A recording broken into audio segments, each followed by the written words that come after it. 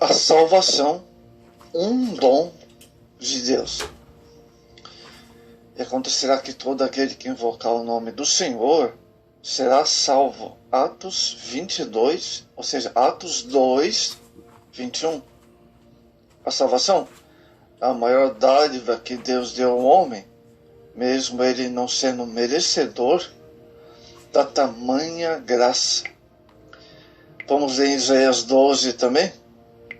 E dirás naquele dia: graça te dou ao Senhor, porque ainda que tu iraste contra mim, a tua ira se retirou e tu me consolaste. Amados, a salvação da alma não é uma obra humana, pois a salvação é de Deus. Isso significa que o homem nada pode contribuir a não ser através do arrependimento de seus pecados diante de Deus e pela fé em Jesus Cristo. A salvação se dá pela regeneração e pela renovação do Espírito Santo. Assim o homem é justificado pela graça, mediante a fé, tornando-se herdeiro de Deus e alcançando a vida eterna. Vamos ver a natureza redentora de Deus.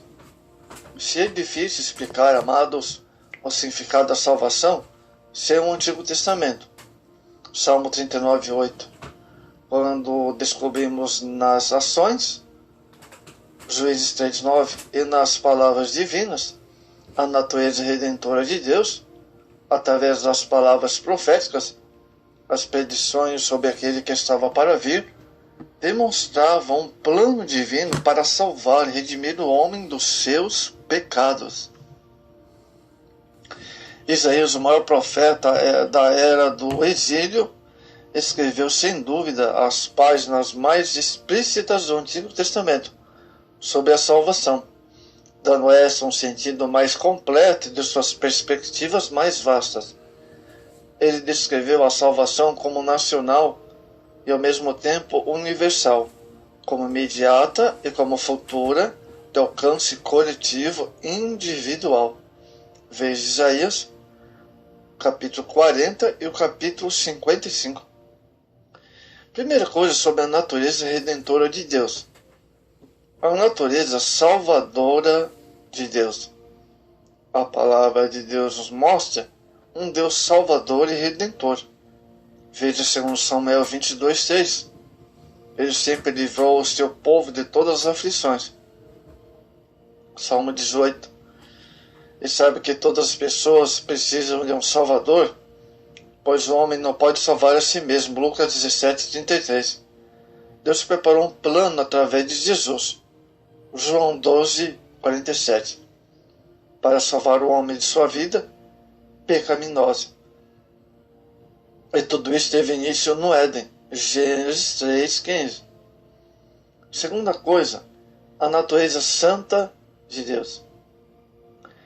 Deus é santo, mas o homem é pecador. Romanos 3, 4.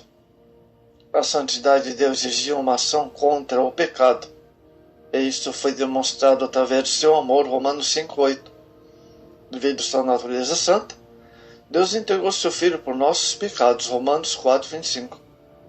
E a sua santidade abrange tanto o Antigo quanto ao Novo Testamento. Lucas 1, 49. Por sua natureza santa, Deus não justifica o ímpio. Êxodo 23, 7. Pois é imparcial em sua justificação. Provérbios 17, 15. Em sua compaixão pela raça humana, ele quer que todos se arrependam. Veja Atos 17, 29 e 30. Amados, a santidade de Deus significa a sua absoluta impureza moral. Indica que ele não pode pecar e nem tolerar o pecado. Na sua santidade, Deus aborrece o pecado, ainda que ame o pecador. Uma vez que o sentido original da palavra santo é separado, em sentido, está Deus separando de alguém ou de algo. Está separado do homem quanto à natureza e caráter. Deus é perfeito, o homem é imperfeito. Ele é divino, o homem é humano e carnal. Ele é puro, o homem é pecaminoso quando está sem Deus. Terceira natureza redentora de Deus. A natureza bondosa de Deus. A natureza bondosa de Deus, Salmo 34, verso 8, procura um meio para salvar o pecador. Por consequência, ele é abençoador, pois não quer que ninguém se perca. Segundo Pedro 3,9, sua bondade o faz também longânimo, paciente, sempre esperando a atitude do homem com respeito à salvação. Sua graça foi manifesta em Cristo, na graça da revelação, e graça alcançada diante do trono de Deus. Hebreus 4,16. Amados, Deus é bom no sentido transcendente da sua palavra, que significa absoluta, perfeição, perfeita fidelidade em si mesmo. Nesse sentido, disse Jesus ao jovem rico, ninguém há bom senão um que é Deus. Marcos 10:18. Porém, o posto que Deus é bom em si mesmo, também é bom para com todas as suas criaturas, podendo dominar-se a fonte de todo o bem, denominar-se a fonte de todo bem. Vamos ver o propósito de Deus na salvação. Somente podemos entender os planos e métodos de Deus para a salvação, Romanos 13:11, através das Escrituras, segundo Timóteo 3:15. A salvação é a grande obra de Deus com relação ao homem, pois através de sua onisciência, Deus tinha plena consciência de que o homem haveria de cair no pecado, isto é, já sabia antes mesmo da criação. Isaías 43 e o verso 10. Mesmo assim, Deus não mudou os seus propósitos. Fez o homem, deu-lhe responsabilidade e deveres. Efésios 1:4. Muito bem. O propósito de sua revelação. Primeiro ponto do propósito de Deus na salvação. Quando o homem pecou, perdeu sua inocência e santidade, mas isso não privou de todo o conhecimento espiritual. 1 Timóteo 2,14. Deus, através da natureza, mostra sua divindade e seu poder, porque os homens sejam inexcusáveis quanto ao conhecimento da salvação. O propósito divino é que o homem, através de Cristo e sua obra redentora, chegue ao pleno conhecimento da salvação. Esse conhecimento, entretanto, acontece quando o homem se livra do jugo do pecado. 2 Coríntios 4:4. Amados, a salvação foi revelada a Paulo pela inspiração divina. Escrevendo aos irmãos de Éfeso, no período de sua primeira prisão em Roma, ele considerou o Evangelho como uma riqueza insondável de Cristo. A salvação não é uma obra humana, pois ela provém de Deus, e é a ação infinita do Pai, do Filho e do Espírito Santo. A Trindade propôs salvar o homem por meio de uma obra aparentemente fraca e pobre aos olhos dos homens, mas de valor incalculável, pois custou o sangue precioso de nosso Senhor Jesus Cristo. 1 Coríntios, capítulo 1, verso 21 ao 24. O segundo propósito de Deus na salvação, o propósito manifesto nas Escrituras. O propósito de Deus para a salvação do homem está estabelecido desde os dias do Antigo Testamento, amados.